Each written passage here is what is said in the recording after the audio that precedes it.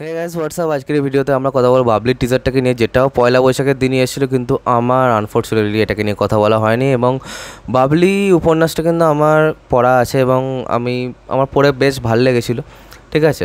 এবং আর একটা জিনিস দেখতে হবে যে আমার যখন ভালো লেগেছিলো তখন আমার বয়স ছিল 17-18, ঠিক আছে। এবার সেটা দেখার দরকার যে এখন আমার ওই গল্পটাকে এখনও আমার জন্য ওয়ার্ক করে নাকি, ঠিক আছে।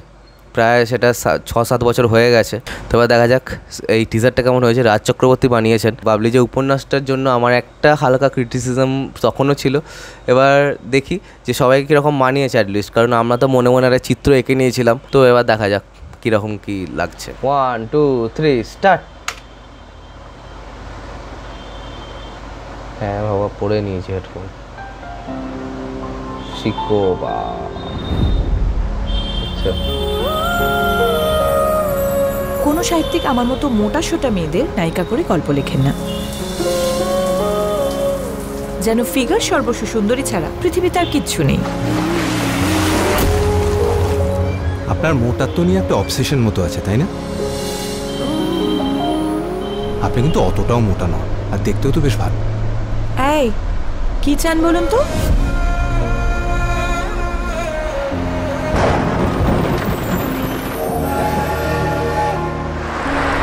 আমি তো চলে যাচ্ছি। কি করবেন আপনি? কি করবেন আপনি? কি করবেন?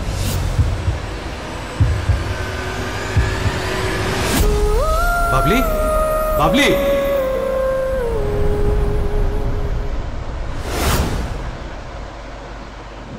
তো আমার একটুখানি আপ ডাউন লেগে যায় টিজারটা। তো প্রথম কথা হচ্ছে, বাবলি একজন আর্লি 20s মেয়ে এবং অভি লেট 20s। তো সেখানে দাঁড়িয়ে আমার কিন্তু কোথাও এই লিড কাপলকে দেখে একবারের জন্য মনে হলো না যে তাদের বয়সটা 30-এর নিচে। মানে এটা একটুখানি আমার জন্য মেনে নেওয়া কঠিন হয়ে গেল যে শুভশ্রী এবং আবিরকে আমি 30-এর নিচে ভাবছি, ঠিক আছে। কারণ ওদের মানে আমরা এতদিন ধরে দেখছি ভাই, এবার কোথাও না কোথাও আমার মনে হয়েছে যে এই দুটো চরিত্র ওদের সাথে বা ওদের ম্যানারিজম যেমন তেমন ওদের লুকসের সাথে অন্তত যায় না, ঠিক আছে। তো আমার সেক্ষেত্রে একটুখানি অসুবিধা লাগলো। এছাড়া বিজিএম বা যেরকম ওয়ার্ল্ড বিল্ডিং করা হয়েছে এবং বইয়ের পাতা থেকে পর্দায় ফোটানোর জন্য যেরকম সমস্ত জিনিসপত্রের ব্যবহার করা হয়েছে সেটা আমার বেশ ভালোই লেগেছে।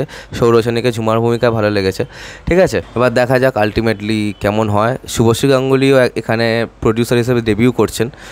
তো এবার দেখি, ফিঙ্গার্স ক্রসড যে এটা হতে পারে যে আমরা হয়তো সিনেমাটা দেখার সময় স্পেল বাউন্ড হয়ে গেলাম। কারণ এখানে যারা যারা অভিনয় করছেন তারা কিন্তু অভিনয় নিয়ে কিন্তু তাদের অভিনয় নিয়ে কিন্তু কোনো কথাই হবে না, ঠিক আছে। শুভশ্রী গাঙ্গুলি হোক, আবির চ্যাটার্জি হোক, এরা সবাই ভালো কাজ করে থাকেন, ঠিক আছে। সৌরসেনী তো খুবই ভালো কাজ করেন।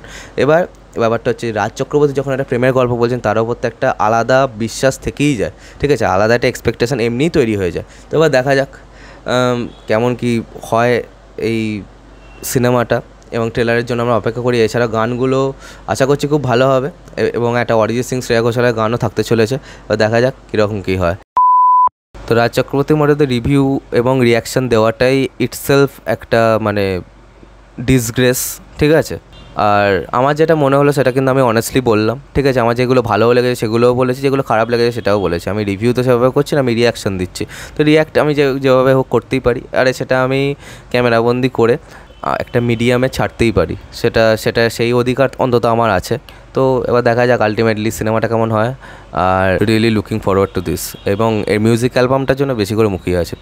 তো ভিডিওটা এখানে শেষ করলাম। কমেন্ট করে জানাও তোমাদের টিজারটা কেমন লেগেছে, আর সাবস্ক্রাইবটা প্লিজ করে দাও যাতে আমার সাথে তোমাদের আবার দেখা হয়।